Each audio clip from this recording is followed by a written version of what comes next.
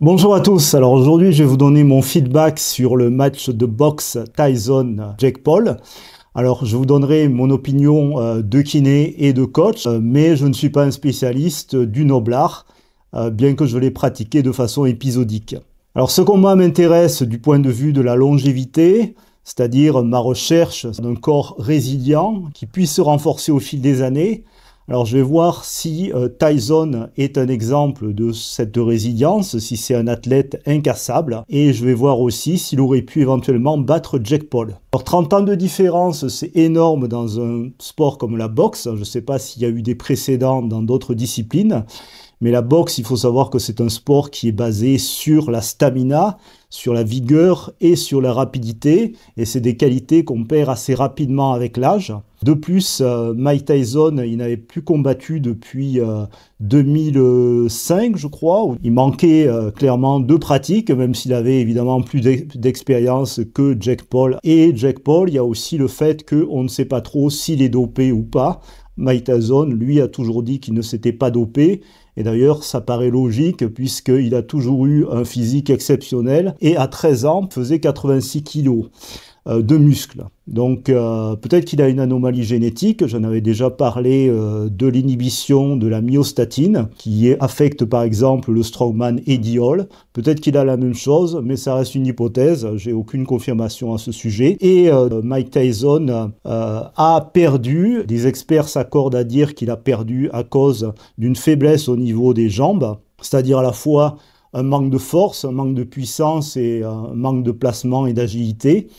Au niveau du haut du corps, il était assez performant, au niveau de ses esquives aussi, mais il s'est fatigué plus rapidement évidemment que Jake Paul, et il n'a pas su faire son jeu, puisque Jake Paul, il entrait, il sortait, et il fatiguait Mike Tyson, qui n'a pas pu tenir le rythme. Alors la sanction est tombée, 78 coups ont atteint leur cible pour Jake Paul, contre seulement 18 pour Mike Tyson, et en plus Jake Paul s'est retenu parce qu'il ne voulait pas le blesser à la fin. Alors le manque de puissance au niveau des jambes, c'est quelque chose qu'il aurait dû travailler.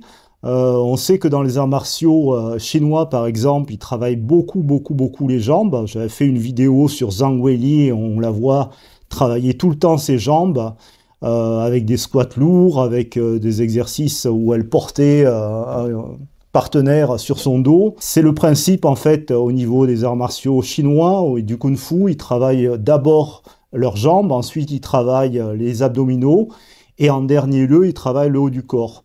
J'ai regardé un peu l'entraînement, enfin les vidéos qui étaient disponibles au niveau de l'entraînement de Mike Tyson, et j'ai vu qu'il travaillait plutôt le haut du corps. Donc il travaillait essentiellement les bras et les trapèzes et son cou. Il travaillait biceps, triceps, voilà, donc c'est la part que j'ai pu voir.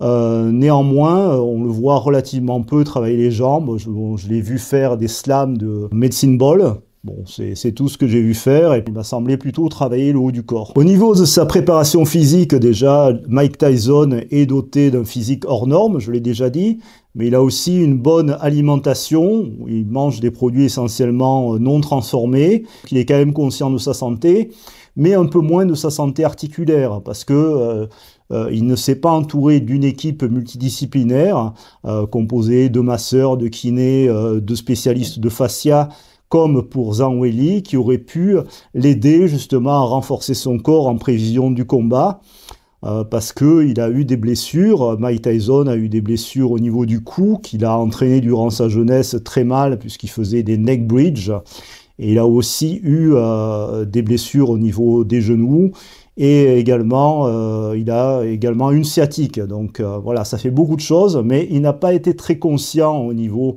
de ses blessures, et il n'a pas travaillé son corps dans une perspective de longévité, comme ont pu le faire Zhang Weili, Tom Brady, LeBron James, voilà, tous ces athlètes qui, ou même Djokovic, qui sont à fond dans la santé, qui sont entourés de kinés et d'experts de biomécanique. L'entraînement que j'ai vu de Mike Tyson, c'était un entraînement qui était assez old school.